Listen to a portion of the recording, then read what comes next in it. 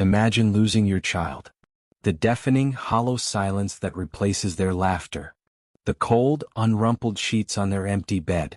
Now imagine a year of that silence, a year of police interviews, failed leads, and agonizing, sleepless nights. And then, one rainy Tuesday, your phone lights up with a notification.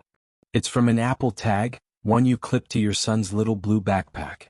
A tag that went dead the day he vanished. But the notification doesn't say, last seen. It says active. Nearby.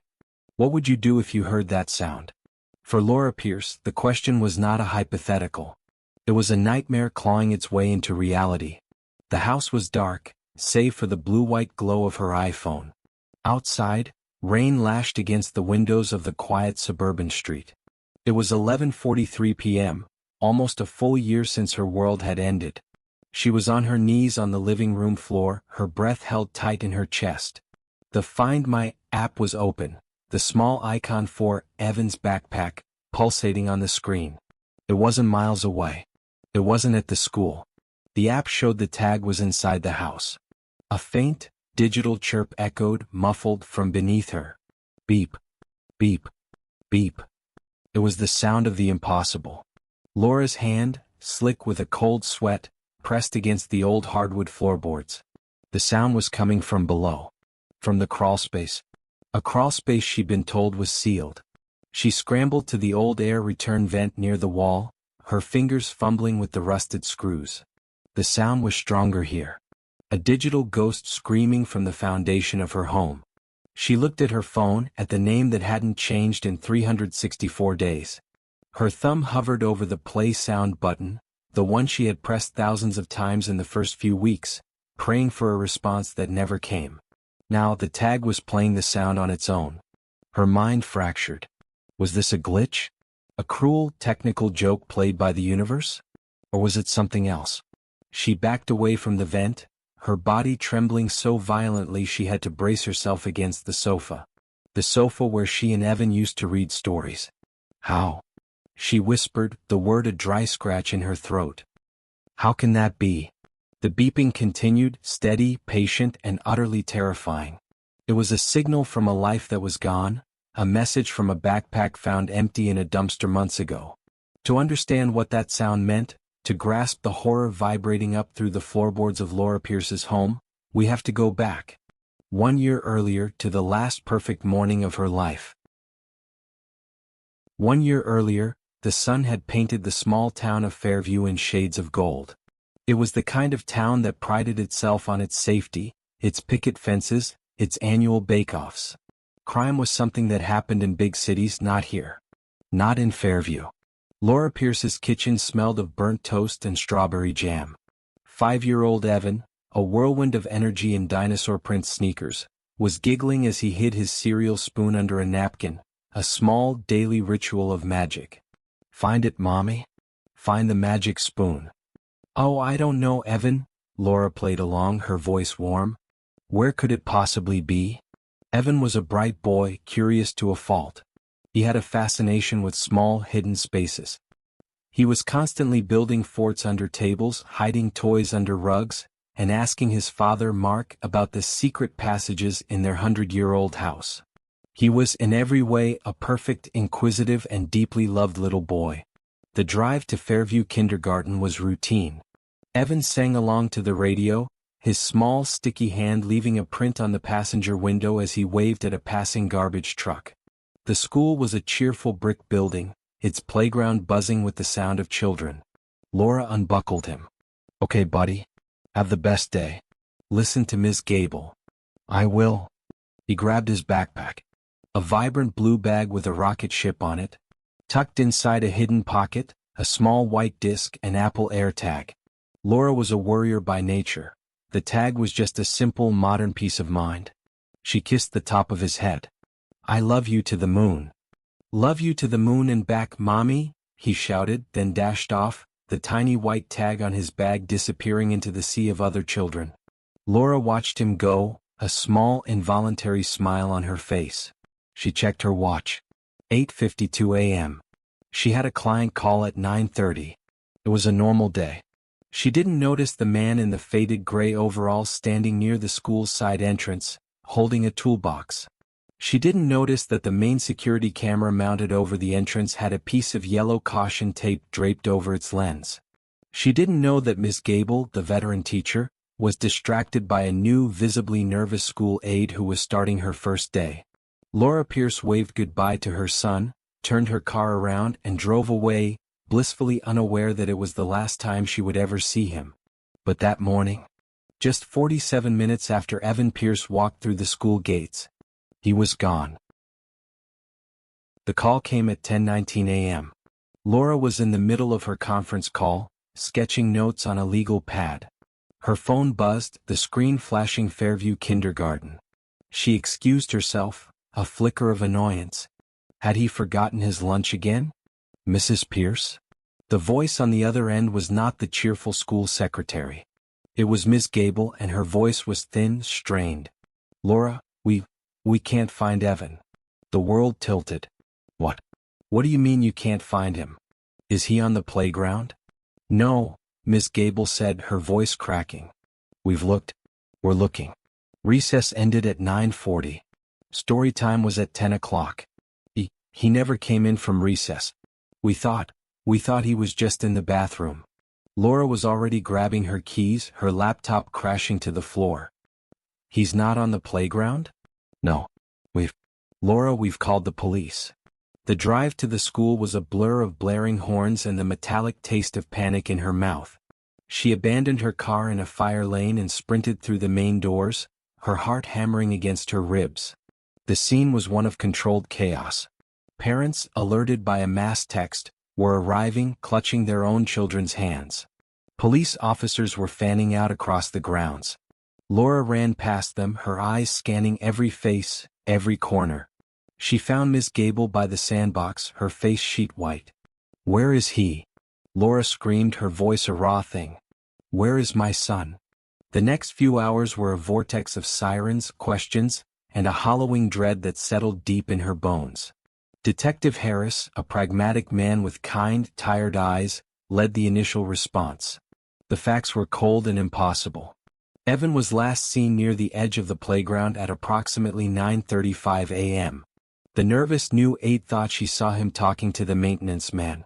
The head teacher, Ms. Gable, was inside dealing with a minor injury from another child. The 15-minute window between 9:35 and 9:50, when the bell rang to come inside, was a black hole. There was no forced entry. No witnesses saw a struggle. No one saw a strange car. What about the cameras? Laura demanded, her hands shaking so hard she had to clench them into fists. Detective Harris sighed, rubbing the back of his neck. That's the problem, Mrs. Pierce. The entire security system was down. The school district had it scheduled for maintenance. Today of all days. Maintenance. Laura's voice was dangerously quiet. He's 5 years old. He doesn't just walk away. He loves story time. The search spread. K-9 units arrived.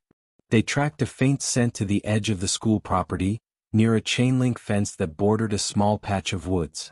Then the trail went cold. As dusk fell, staining the sky purple and gray, the searchlights clicked on, cutting sterile beams across the empty playground. Laura stood frozen, wrapped in a coarse blanket a paramedic had given her. The sound of her own screams from earlier still echoed in her ears, a soundtrack to the end of her world. The police thought it was a simple wandering off, a child lost in the woods. They were wrong. What they'd find behind the school later that night? A discovery made not by the dogs, but by a forensics tech with a black light, would make this case one of the strangest in Fairview history. Around 2 a.m., while Laura sat numb in a police interrogation room, a patrol car on the other side of town made a discovery. A call had come in about a vagrant near a dumpster behind a 24-hour diner, 2 miles from the school. When the officer arrived, the vagrant was gone, but something had caught his eye. A small rocket ship blue backpack, tossed amidst the reeking garbage bags. Detective Harris brought it to Laura. Mrs. Pierce, is this Evans? Her breath hitched. She snatched it. It was his. His initials EP were stitched onto the strap, a patch she'd ironed on herself. She tore it open, her fingers clawing through the contents. An unfinished coloring book.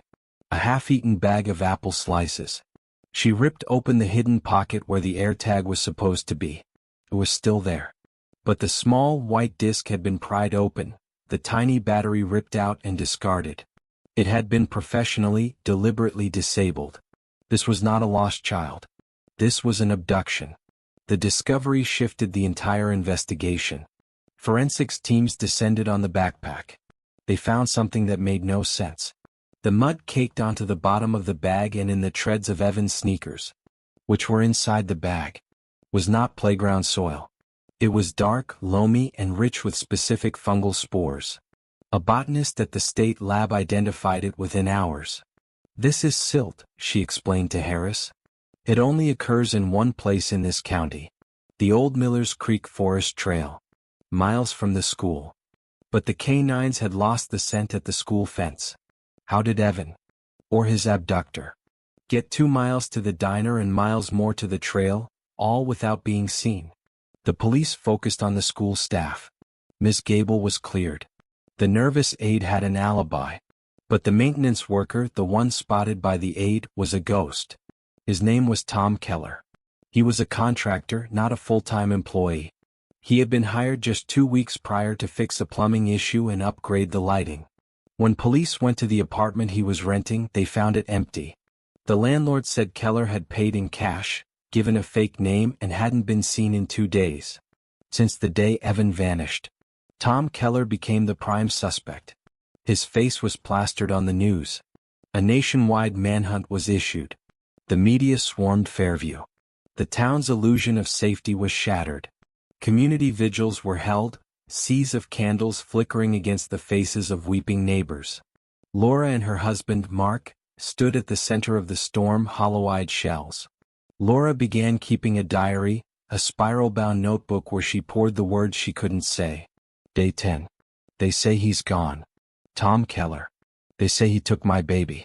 But I don't feel it. I look at Evan's room and it feels expectant. Like he's just hiding. He was always so good at hiding. Day 45. Mark cries in the shower. I can't cry at all. I just feel cold. I check the Find My app every 5 minutes. I know the tag is dead. I know the battery is gone. But I check. Just in case. A digital prayer. The months dragged on. The case went cold. Tom Keller had vanished as completely as Evan had. The police had nothing. But months later, when Laura thought she'd finally learned to breathe again, when the rhythm of grief had become a dull, constant ache, something began to change inside the house. Grief is a corrosive acid. It ate away at the foundations of Laura's life. Mark couldn't stand the silence. He couldn't stand the way Laura would stare at the wall for hours, or the way she kept Evan's room exactly as he'd left it. Legos scattered on the rug, a drawing of a green-skinned family taped to the wall. The house wasn't a home anymore. It was a mausoleum. 6 months after the disappearance, he moved out.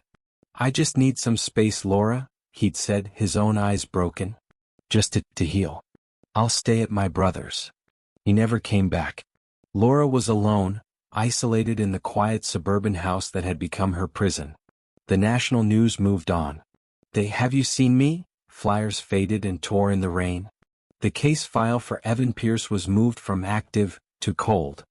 And then the noises started. It began faintly. A skittering sound from the walls. Laura blamed it on rats, on the settling of an old house. She called an exterminator. He found nothing. Then a tapping. Tap, tap, tap. It came from the living room, always late at night. It seemed to emanate from the old air return vent near the floor. It was rhythmic, almost playful. Laura started to doubt her sanity. She was barely sleeping, living on coffee and the fading hope that Keller would be found. One night, in the dead of winter, she woke up, bolt upright. She'd heard something. A sound so faint it was almost imaginary. A melody. Twinkle, twinkle, little star. She ran into the hallway, her heart pounding. Evan? Silence. Only the hum of the refrigerator and the groan of the house's old bones. She called Detective Harris, her voice hysterical. He's in the walls. I hear him. I hear him singing. A young uniformed officer was dispatched to her home. He was polite, but his eyes were full of pity. He walked through the house, shined his flashlight into the vent, and dutifully checked the attic. "Ma'am," he said softly, "there's nothing here. Old houses, they make noise. The wind in the vents can sound like music. You're under an incredible amount of stress. Have you spoken to a grief counselor?" She was dismissed. The grieving, hysterical mother. Laura retreated further. She stopped talking to the few friends who still called. She quit her job. She just sat and she listened. The tapping became her only companion, a secret she kept between herself and the house. She was breaking, the edges of her reality blurring. The police were right. She was going mad. The calendar page turned. October. 11 months. Then 12. An entire year. The anniversary of the worst day of her life. She'd spent the day in a fog, looking through photo albums, the paper smooth beneath her trembling fingers. She fell asleep on the sofa, clutching Evan's favorite stuffed dinosaur. Then one night, almost a year to the exact day he vanished, her phone lit up. The chime was unfamiliar. Not a text, not an email. A system alert. She fumbled for the phone on the coffee table, her eyes blurry with sleep. And then she saw it. Evan's backpack. Active nearby. Laura's heart stopped. It was a lie. It had to be. She opened the Find My app, her fingers shaking so badly she could barely unlock the screen. The map loaded. Her house. A blue dot. And inside the blue dot, the icon for Evan's tag. It wasn't just nearby. The app said connecting. Then a new sound cut through the silence. Not the tapping. Not the wind. Beep, beep, beep. It was the tag. The tag whose battery had been ripped out a year ago. The tag from the backpack found in a dumpster 2 miles away. It was pinging from beneath her feet. She scrambled to the living room floor, pressing her ear to the hardwood. The sound was undeniable. It was coming from the old vent, the one the officer had dismissed. Adrenaline, pure and cold, flooded her system. This wasn't grief. This wasn't madness. This was real. She grabbed a screwdriver from the kitchen junk drawer and ran back to the vent. The screws were rusted shut, painted over. She clawed at them, her nails splitting, then gave up and used the claw of a hammer from the toolbox, prying the metal grate away with a screech of tortured metal. The sound was louder now, echoing up from the dark, dusty shaft. She called 911. "My son," she gasped, "Evan Pierce. His Apple tag. It's in my house. It's under the floor. Send someone. Send Harris." The dispatcher was confused, but the name Evan Pierce still carried weight in Fairview. Within 10 minutes, 2 squad cars were outside, their lights painting the rainy street in flashes of red and blue. Detective Harris arrived moments later, looking tired, older. "Laura, what is this?" he asked gently, stepping inside. "Listen," she commanded, pointing to the open vent. Harris knelt. The house was silent. And then, beep, beep, beep. His face changed. The skepticism vanished, replaced by a sharp, focused intensity. "That's impossible," he whispered. He pulled out his own phone, then a specialized radio frequency detector. He scanned the area. The detector squealed, the signal peeking over the vent. "It's real," he said, staring at her. "It's not a glitch. The signal is strong. It's right below us." He called for a team. Within minutes, her living room was filled with officers. They tore up the carpet she and Mark had picked out together. They brought in crowbars. With a groan of splintering wood, they ripped the floorboards up around the vent. Beneath the subfloor was not the earth and concrete foundation she expected. It was a plywood trapdoor. Concealed but clearly man-made. It wasn't on any of the house's original blueprints. 2 officers heaved it open. A rush of cold, musty air, smelling of damp earth and something else, something sweet and rotten, billowed out. They shined high-powered flashlights into the blackness. It was a hidden crawlspace, a narrow, dirt-walled room. But what they found inside that space wasn't what anyone expected. A young officer, the only one small enough, was lowered into the darkness. His voice, tinny and muffled, floated up. "My God. Detective, you need to see this." The space was cramped, no more than 4 feet high, but it stretched the length of the living room. The flashlight beam cut through the thick, dusty air. The floor was littered with the debris of a secret life. Empty juice boxes. Dozens of them. Wrappers from snack cakes and candy bars. A small, filthy pillow and a child-sized blanket. In one corner, a pile of small, gnawed bones, later identified as those of raccoons and possums, a grim food source. And toys. Small, plastic dinosaurs identical to the ones in Evan's room upstairs. Crude drawings were taped to the damp dirt walls. Stick figures of a tall man and a small boy, holding hands under a black sun. Then the officer's flashlight landed on the source of the sound. Taped to a wooden support beam just above the reach of a small child, was the Apple tag. Its case was cracked, but it had been crudely wired to a new, larger battery pack. It had been rigged to power on. Laura, watching from above, let out a sound. A terrible, strangled sob. He had been here. Her baby had been here, under her feet, while she grieved above him. The tapping. The singing. It was him. He had been alive, right beneath her. Detective Harris was already on the phone. "Get forensics. Full team. No. This is no longer a recovery. It's a crime scene." The hidden room was a forensic goldmine. They found fingerprints all over the juice boxes, the battery pack, the tape.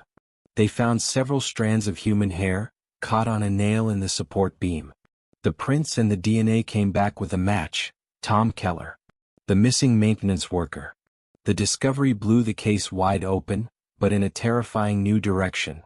Harris's team dug into Keller's past. He wasn't just a random drifter. He had worked for a construction firm, the firm that had built the Fairview suburbs 5 years ago. They pulled the records. Tom Keller had been on the crew that renovated Laura and Mark's home. Harris's blood ran cold. He ordered a search of the blueprints of every home Keller had worked on. In 3 other houses in the same neighborhood, they found similar anomalies. Hidden access points, crawl spaces that weren't on the plans, connected by small, crude tunnels. Tom Keller hadn't just abducted Evan. He had built a secret, subterranean network beneath the homes of Fairview. He was a monster who lived under their feet, watching and listening. The police profile shifted. Keller wasn't just an abductor.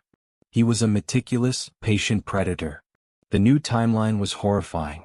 Keller had taken Evan from the school, likely through a maintenance tunnel, and brought him here. To Laura's own home. He had kept him in the crawl space, listening to the police and the grieving mother just inches above him. The noises Laura heard, they were real. But one question remained, a question that chilled Detective Harris to the bone. Keller had vanished a year ago, presumably dead or on the run. The battery pack was a recent addition, the wiring fresh. If Keller disappeared a year ago, who reactivated the tag? The investigation was now a frantic hunt for a man they believed to be a ghost. Harris's team put a trace on all of Tom Keller's known aliases, his old credit cards, anything. 3 days after the discovery of the hidden room, a new alert pinged, not from an Apple tag but from a credit card company. A card belonging to one of Keller's aliases, dormant for a year, had just been used to buy $20 worth of gas at a remote station 50 miles north of Fairview. The gas station clerk remembered the man. "Scruffy," he said. "Looked like he'd been living in the woods. Paid in cash, but I saw him try the card first. It got declined."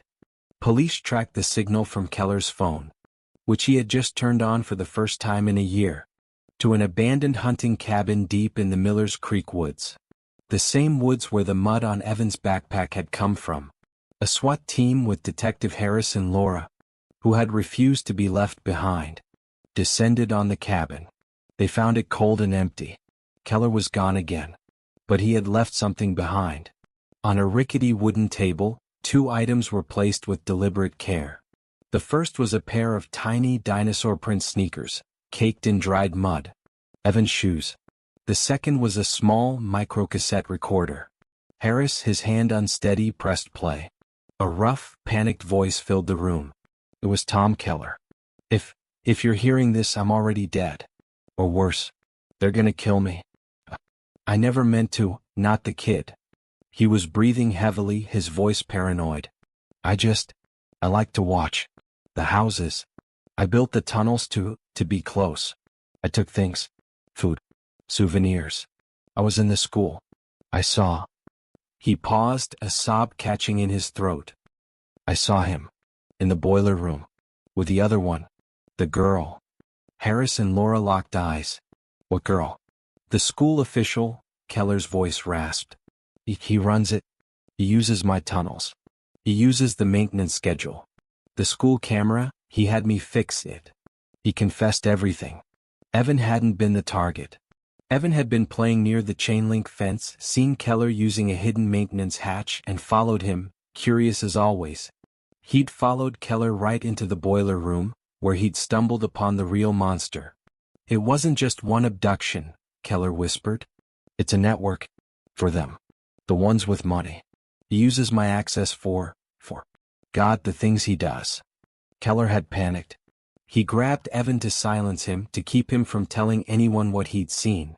He'd taken him to the crawlspace under Laura's house, a place he knew was safe. I kept him alive, Keller cried. For weeks. I brought him food. I liked him. He sang songs. But he found out. He found out I had the boy. He said Evan was a loose end. The true horror crashed down on Laura. Evan had been alive for weeks. Weeks. He came for me, Keller said, his voice fading. He took the boy. Said he'd handle him. And he'd handle me next. I ran. I've been hiding for a year. But he's close. I know he is. I went back. I had to. I put a new battery on the tag. I set a timer. A dead man's switch. To let her know. To let someone know. He was there. He was right there. The tape clicked off. Keller hadn't activated the tag. He had rigged it, a final desperate message from the grave, set to power on exactly 1 year later, knowing the investigation would be cold and only a mother's grief would be sharp enough to notice. He had been blackmailed by someone higher up, someone with authority, someone who had access to the children and the power to make them disappear. Detective Harris looked at Laura, his face a mask of cold fury. He knew who it was. The man who had organized the vigils. The man who had liaised with the police. The man who had express ordered the maintenance on the school's camera system. Mr. Davies. The kindly, grieving principal of Fairview Kindergarten. The remains of Tom Keller were found in the woods a mile from the cabin. Evan's remains were never found. But the confession tape was enough. The principal was arrested, and the investigation into his network began, a darkness spreading far beyond the borders of Fairview. The case was closed. But the mystery wasn't over. Because even today, every few months, that other signal. A second tag police found listed in Keller's abandoned belongings, one they never recovered. Flickers to life. Somewhere new. A ghost in the system, a chilling echo that the network Davies built may still have roots, still hiding, still watching just beneath the floor. Some mysteries end with justice. Others end with echoes. The arrest of Principal Davies shattered Fairview. He had used Tom Keller, a disturbed voyeur, as his key, and when Keller became a liability, he'd silenced him. The other girl Evan had seen was another missing child from a neighboring town, one who had never even been reported, part of a dark web of corruption that ran to the highest levels of the state. For Laura, the truth was a poison with no antidote. Evan was gone, taken not by a simple monster, but by a conspiracy of them, and he had spent his last living weeks just inches beneath her, listening to her cry. She sold the house. She couldn't step foot in the living room without hearing the phantom beeping, without smelling the damp earth. She moved to the city, trading the quiet, treacherous suburbs for the anonymous noise of the skyline. For a time she was adrift. But the fire that Keller's tape had lit in her refused to die. Laura Pierce turned her grief into advocacy. She founded the Evans Echo Foundation, a nonprofit that partners with tech companies to provide subsidized tracking devices and safety technology to low-income families.